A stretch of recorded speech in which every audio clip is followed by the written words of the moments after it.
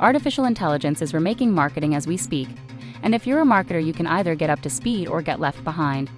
The choice is yours, and really, it's a no-brainer. Join Geoff Livingston and Greg Verdino as they explore the latest AI news, trends, tools, and ideas that are creating the future of marketing today. This is No Brainer, an AI podcast for marketers. Oh, and just in case you're wondering, yes, I am an AI. Take it away, Geoff and Greg. Hey, everybody, this is Greg Verdino. I am here with my good friend, my brother from another mother, Geoff Livingston. And you're here with us for No Brainer. We are a podcast about AI for marketers. What's going on, Geoff? Hey, Greg, how you doing, man? Anything cool going on this week? Binge watching anything awesome or anything? I'm binge watching a lot of things. I don't know if it's anything awesome. You know, we've got an 8-year-old, so we're seeing a lot of Bluey and a lot of the Netflix Kung Fu Panda series. So I don't know that it's the kind of stuff that you're into. Perhaps you are. I know you sometimes get a little bit freaky. How about you, my friend? Well, speaking of freaky, I finally caught up on White Lotus and saw season 2. Oh my God, what a hilarious show. Particularly the way it ended. Jennifer Coolidge. Oh my God. It's Oscars time. I haven't seen a single minute of that show. So we definitely have to check it out. We have to wait for the kids to go to bed and give it a shot. That's definitely a NS not safe for work show. That's definitely NSFW, man. This show, just like this show, which I guess is a good segue, right? Why don't we, if you could, Geoff, maybe run down a little bit, let everyone know what the show is about, since probably everybody is new to us, and give people an idea of what we're all about, what they can expect every episode. So maybe about 15 years ago, Greg and I were original marketers out there blogging, doing that kind of thing. I think actually we're both old enough to remember when the World Wide Web was born. We've been here a while. We're both marketing pros. We've been through the wars.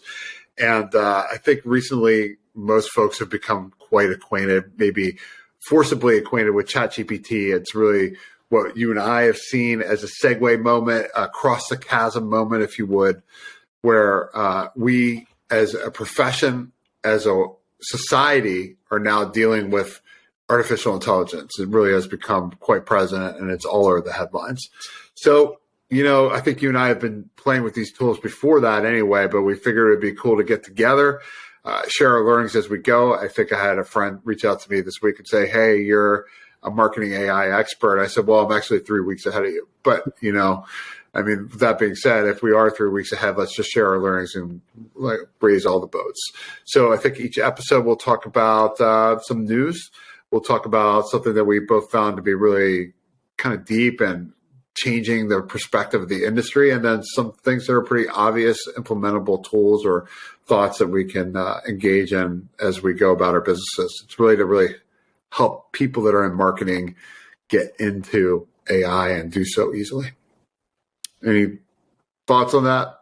Nope. I think it's exactly. Obviously that's spot on. We've talked about what our own show is going to be about, but hey, we know what we're doing. And I think your point about being 3 weeks ahead. I feel like we're in this world now where if you're 3 minutes ahead, you're in pretty good shape. And I like what you say about we're not experts, right? We're students of all of this stuff because it is changing so quickly. In fact, if maybe even we had a sort of underlying message, it's that the experts aren't experts either, right? Certainly there are that's the truth. That tell you that he's building artificial intelligence, but if you're a marketer, you're a salesperson, you're a consultant, you're a business person, you're working in a company, you're the product guy, the design guy, the content marketer, None of us are experts just now. We are all making our way, and if we can, sort of help others make their way along with us as we're doing it just for ourselves, then I think we'll have achieved something here. Yeah, I really think that's the way of the internet too these days. Things change so quickly. Yeah. Even within the old media forms, it's kind of like you have to be agile. If you're not agile, you're not going to be in your career very long. So let's all swim together. Absolutely. So I think you might have a little news that happened this week that you want to share about, right? I think it's a great way to start because it's top of mind. Absolutely, yeah. So, I mean, like any week with artificial intelligence, nothing's really happened this week. I'm kidding. Right? Of course, plenty of things have happened. We can't talk about every single news story from the past week, it's crazy, right? Past day or the past hour. But one thing, from a marketer's perspective, that jumped out at me, it was a press release and then some news articles around that release about something that both Fiat, the automaker, and Kia are doing. And I think Fiat was and they're not the same conglomerate. So that's two pretty big automaking chains. Two big automakers, kind of with their eye on the same prize. And most of the story focuses really on what Fiat is doing, but we'll talk about both. I think back during CES, Fiat announced that they would be launching what they were calling a metaverse showroom. Normally that would allow, I'd put the blinders on and say, okay, nothing to see here. Everybody announced bullshittery, right?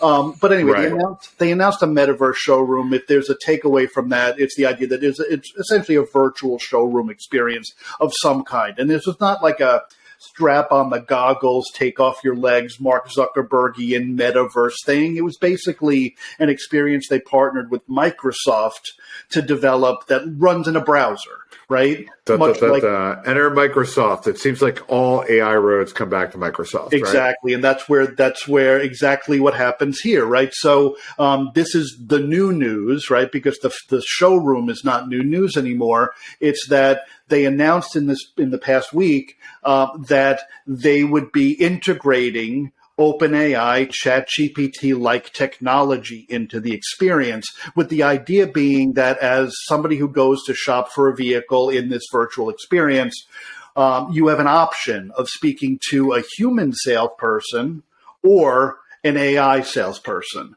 you, just like with ChatGPT or with a real human, you ask questions and it provides responses back, obviously trained on data specific to Fiat's vehicles.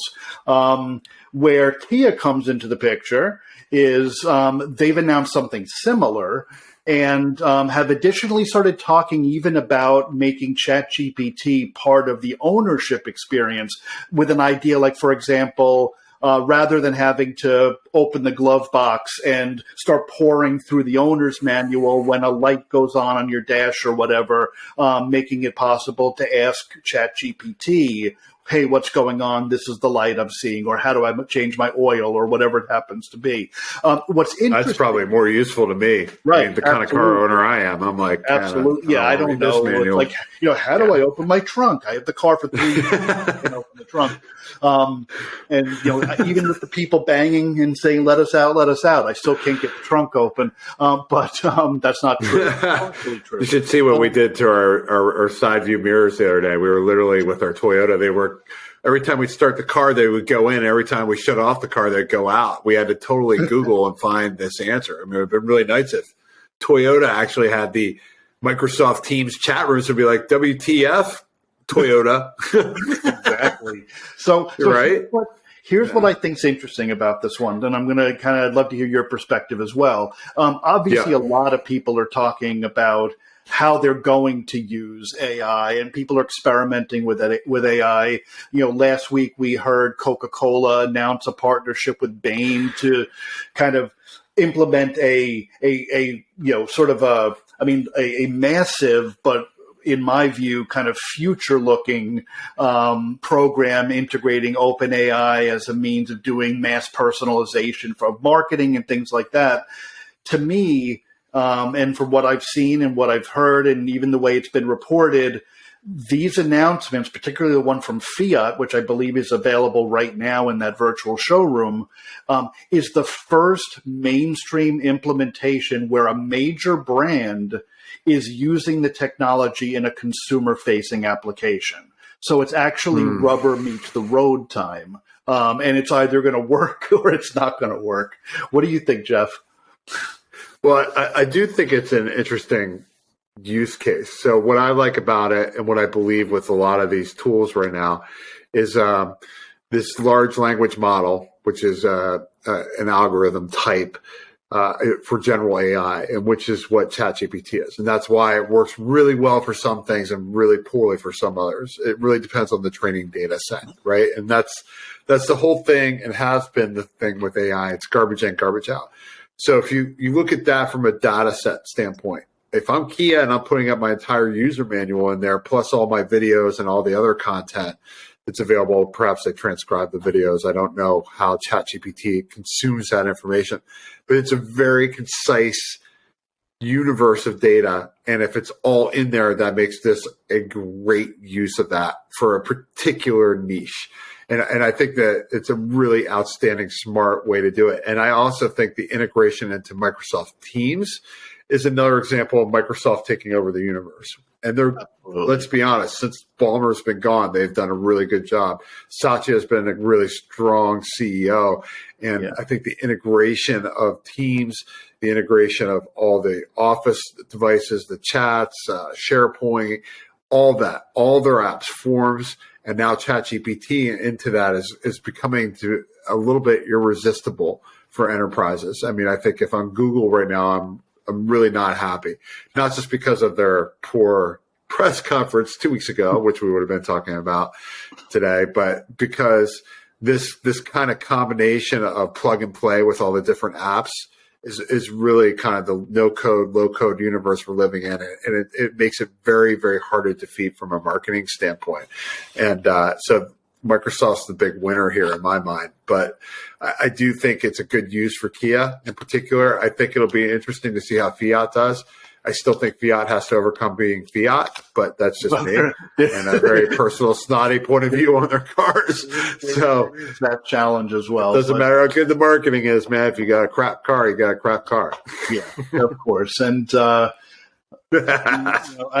think I agree with you that what I think is smart here, given that this is meant to be a real live consumer facing app for both companies, is the fact that at least on paper, it sounds quite limited in its application, right? Right. Very different from, let's use Microsoft as both the hero and the enemy, right?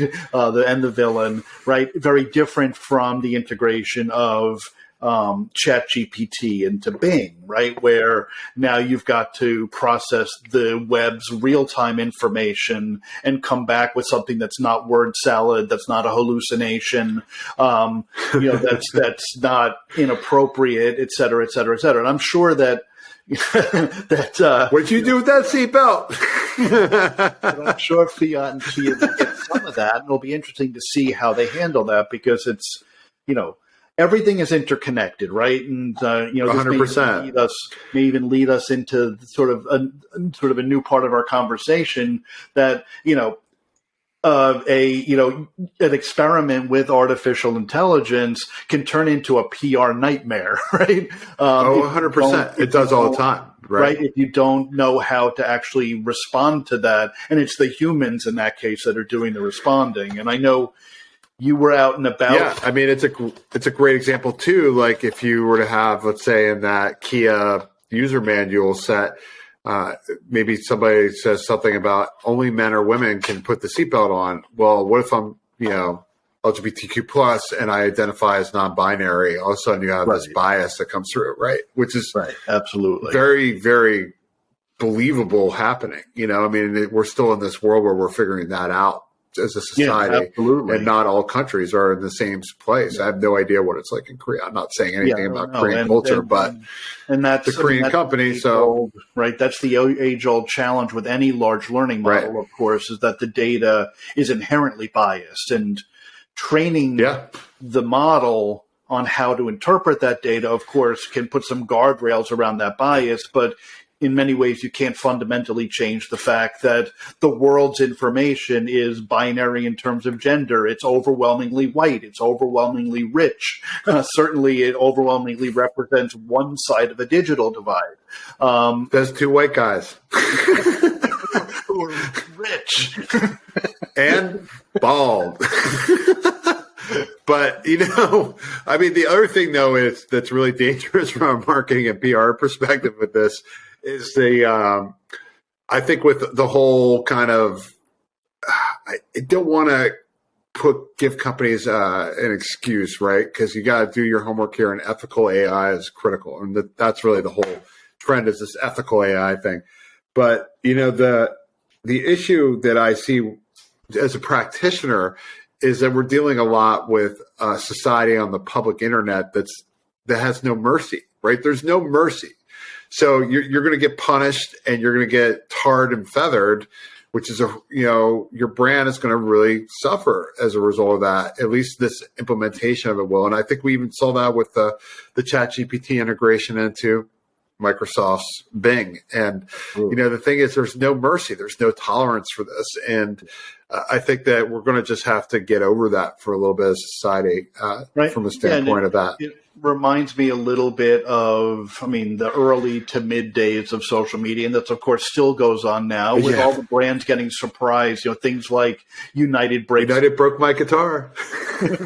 Right? It's all these things, right? Where you'd have some kind of it could be a relatively minor customer service issue turn into a really major PR, corp comms, not disaster. And part of it's because the media wants to make it a disaster, right? Like the media loves these stories. They love these AI's evil stories. It's great. It's like, hell is coming to get you.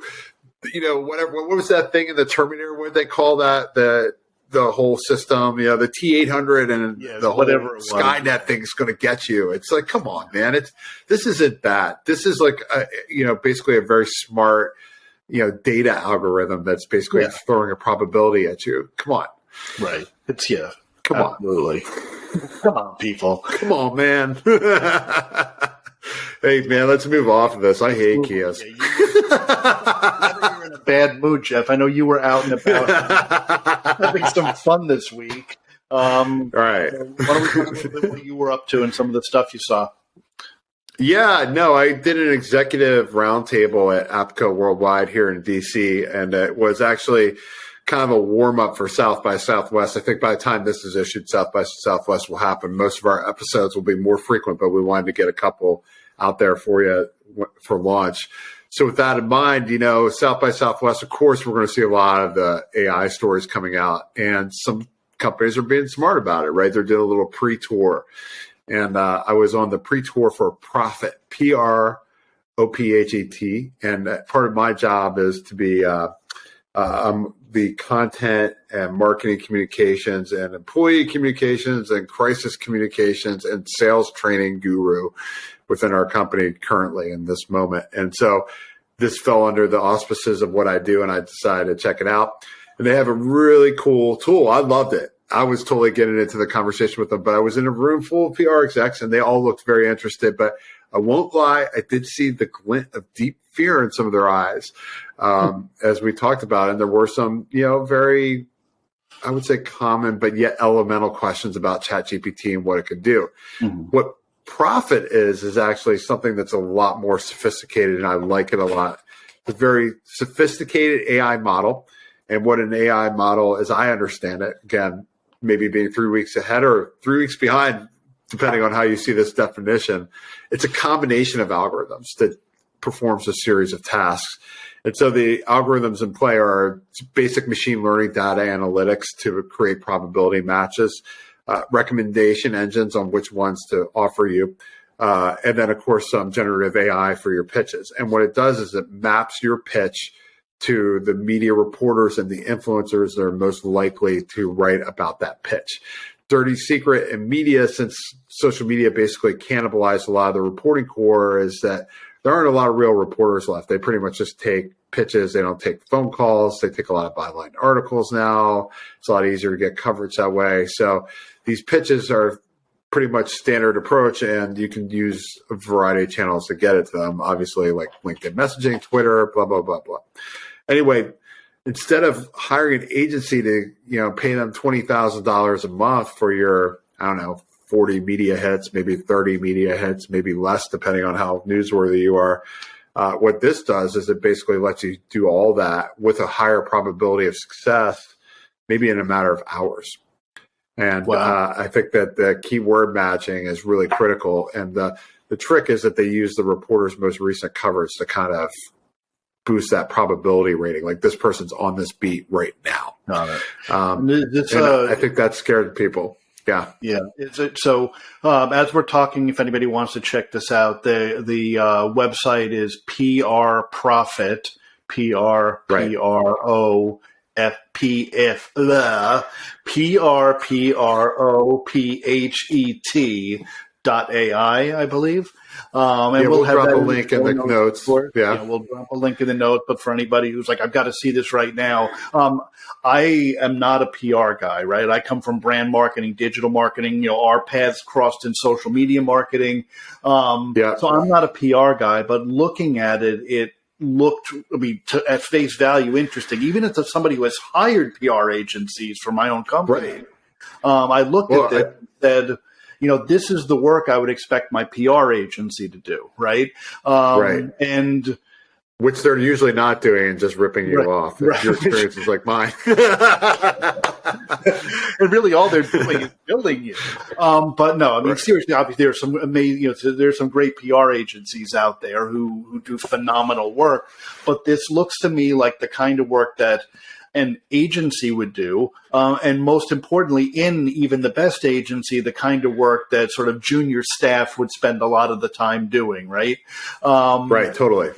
And it looks like it's being done obviously with some combination of AI tools that run the gamut, right? As you said, it's like identifying who to pitch to constructing the pitch, right? And I'm sure there's probably also the ability to do some kind of measurement and analytics to see what's working, what's not working.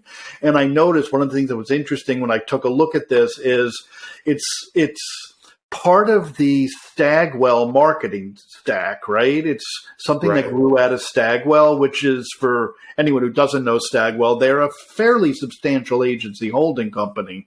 And they also produce or have built and maintain a fairly robust marketing stack. So this is not, an example of a couple of guys who had a really cool idea when they got access to the cheap ChatGPT API that spun it up. I mean, this is something that comes from an agency heritage, a MarTech heritage. It looks pretty robust, but I guess it has me asking, kind of in my head, what does this mean for the agency, right? If an agency whether an agency or a client can do all this work in, let's say, an hour instead of 20 hours, and that agency is getting paid billable hours, what does this mean now? Because a lot of agencies are going to have to deal with that, and a lot of marketers are going to be putting pressure on those agencies, saying, "Hey, can't this be done quicker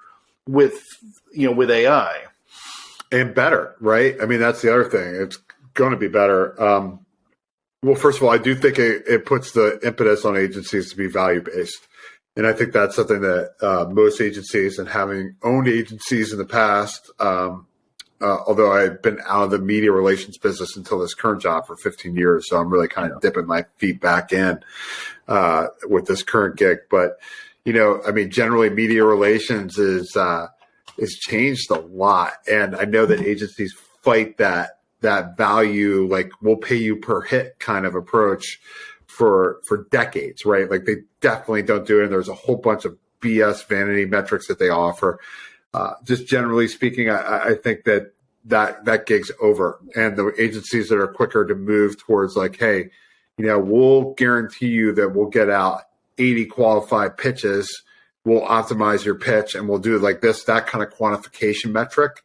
And this is the cost. That might be the value offering, right? And I think those that promise coverage based on relationships are going to get smoked out pretty quickly. I mean, I've seen a lot of talk about, even coverage by relationships is, kind of a myth at this point because of the 100%. You said reporters are, it's not like you've got a beat reporter sitting at a publication and, they're writing think pieces. Everybody's a mercenary these days, for better or for worse, right? Unless you're top tier media, right? Like the New York Times has beat reporters, but let's be honest, if a beat reporter is getting assigned to you, it's probably not a good sign. You're probably in the White House and you got some issue going on. I mean, I mean, it's only the top tier brands that will be able to command that. And I think Microsoft and OpenAI actually did that with the launch of ChatGPT. But how much did they have to pay to get that kind of coverage? I mean, you're talking probably hundreds of thousands, maybe even millions of dollars for that campaign, not a campaign that's accessible to your average company. Yeah. I think another thing, though, that it brings up, and I know I saw an article, I should have shared this with you before we got on, but just last night on ZDNet about YouTube adopting generative AI. And how that's going to change the way video is done. And that's an obvious one that I've been hearing a little bit about with Adobe and video editing over the years. But like, how does that affect other parts of the agency, particularly creative elements where so much of the content is generated by human beings or edited by human beings or reviewed by human beings? And now you can just stick it into like an algorithm that can use probability to create at least a baseline edit or a baseline version of this logo or whatever it is. How does that affect all forms of creative agencies where they now have to move to value-based? Right. And that's, I mean, obviously that's where a lot of the hand-wringing happened right when ChatGPT was introduced, right? And, anybody that was, worked in content marketing was like, oh, wait a second. Do I have not good. Right? Well, of course, the technology is not at a point today where it can fully take over all of the things that, let's say, a good content marketing agency does, or a good video agency, or a great ad agency, or a great PR agency, right?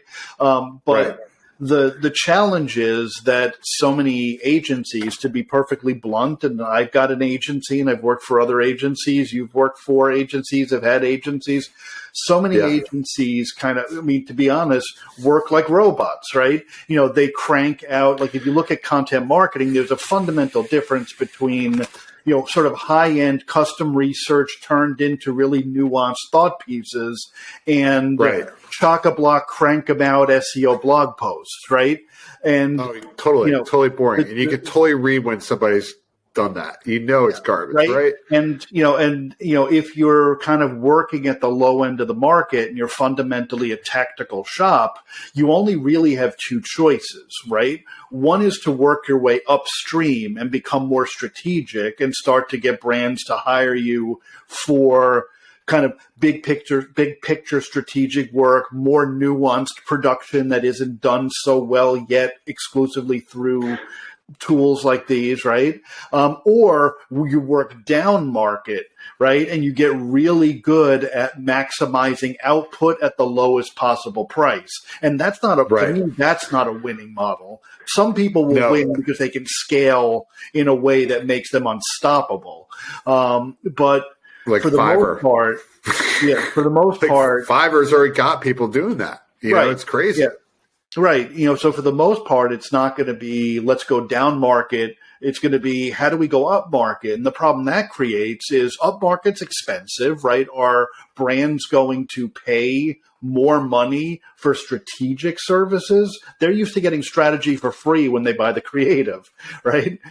So it'll be interesting to see how this plays out and how it changes the model. I think one thing that's interesting is if more agencies move to value-based pricing, essentially output or outcome-based pricing, that for the first time aligns the interests of the brand and the agency, right? Because that's been the age-old tension is the brand wants more work for less, and the agency wants to take as long as possible to do the work so that they're as profitable as they can be, right? If everyone's now aligned around output, that's actually better, right? It actually brings the brand and agency teams together in a way that's more authentic and is more aligned strategically. Whether AI has the power to do that, I guess we'll see. Well, it's funny because I'm I like to vomit my ideas in the blogs and try to crystal them. And so you and I were talking last week about the prompt economy. And my prompt economy blog is coming out. But I think for these agencies, the success ratio is really going to be their ability to prompt and work with AI to generate these outcomes. So even for the high end, I think of great content marketing and marketing strategy as not Me Too strategy, which a lot of companies do. I think 80, 90% of them will just be give me the best way to get these tactics with the highest probability of success, with the message with it's most likely to resonate.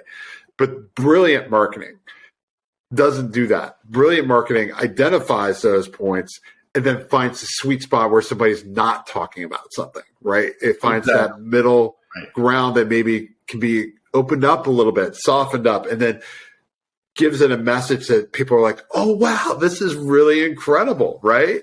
And I think that, the ability to use AI to find those spots, maybe not even to identify the best places to go, but perhaps the outlier opportunities. Yeah. That is going to be what's going to be a premium. And if you can do that in this world, then you're going to be, you'll be success. You'll be the Banksy. Like you look at Banksy. I don't know. What is it with Banksy? The Banksy of brand marketing. It's true. Like how's this guy who does average stencils on walls become so nuanced, right? Because he's anonymous. He just shows up and disappears. He went to the Ukraine. Oh my God. Like he's got that panache, and I think that is the difference between good marketing and bad marketing. It always has been. Absolutely. Always going back to Ogilvy and Lemon.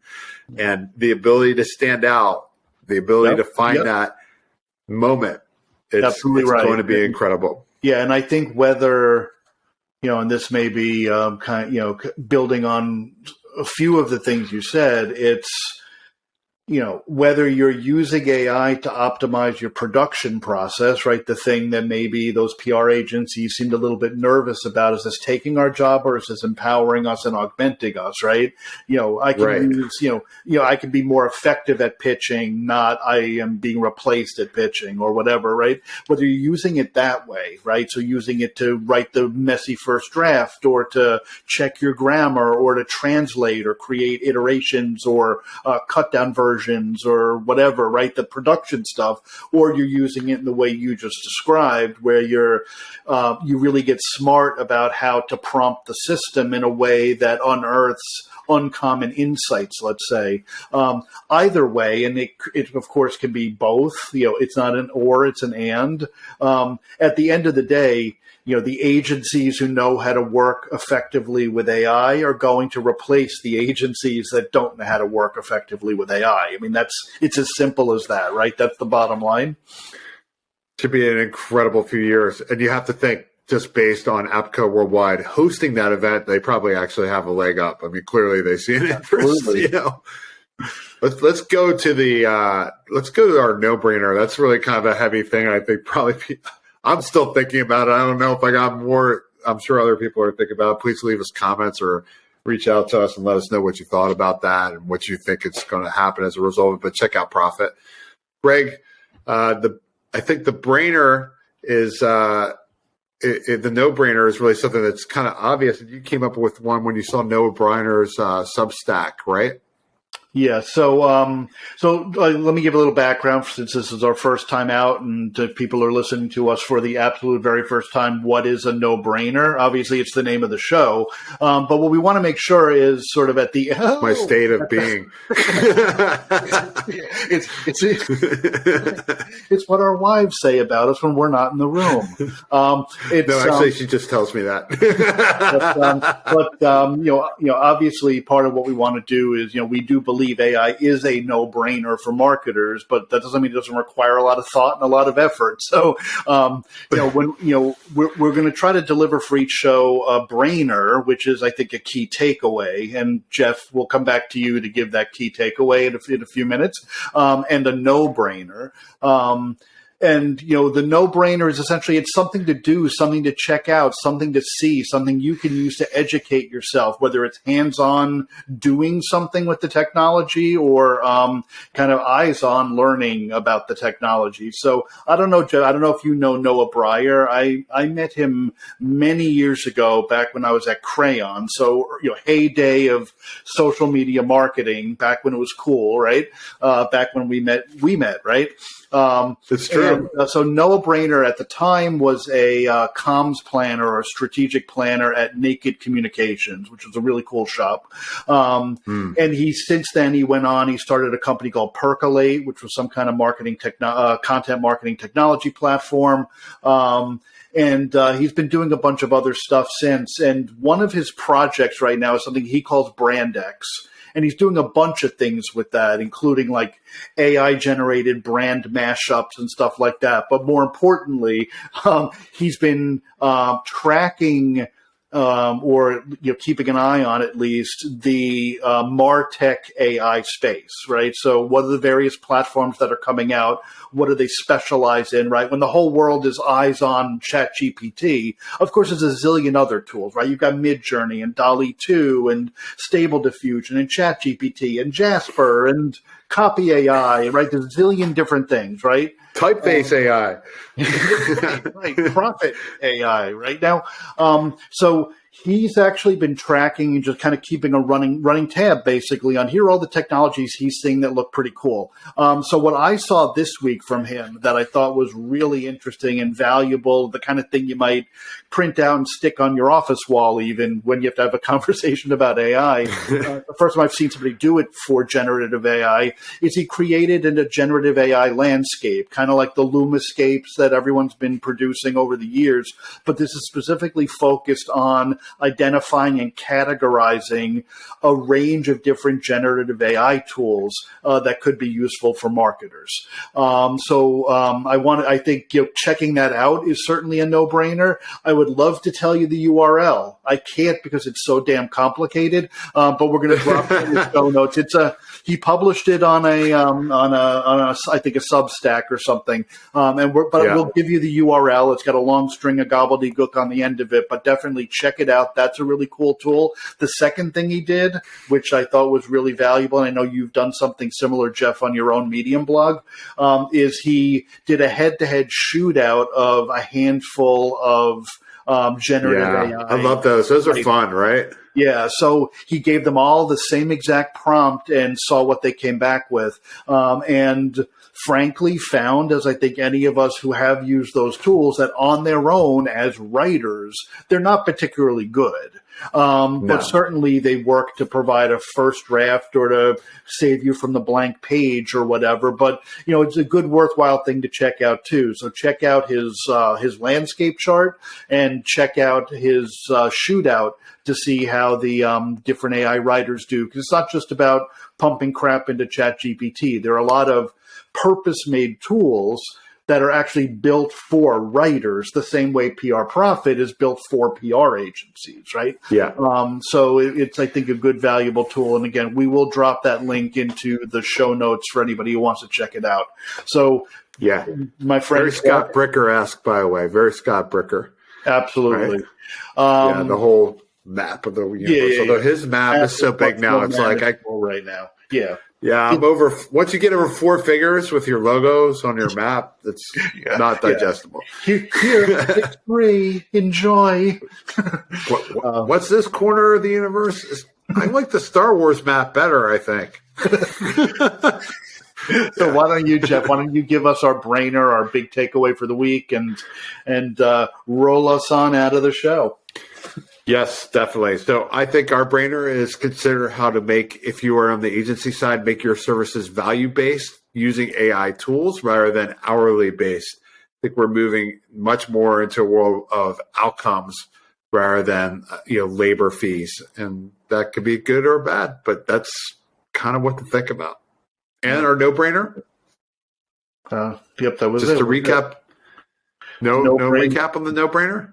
No-brainer is check out the range of tools that are available. And we'll drop that link for Noah's landscape. And obviously, you want to go a step further on it. Actually, try some of the tools because a lot of them, I'm sure, are available for free tests. And a lot of this, as I know, from the early days of social or mobile or even the internet, right? It's all about putting your fingers on keys and actually seeing what the stuff does and what it feels like to use it and kind of how it works or how it doesn't work. Because there's so much hype out there, right?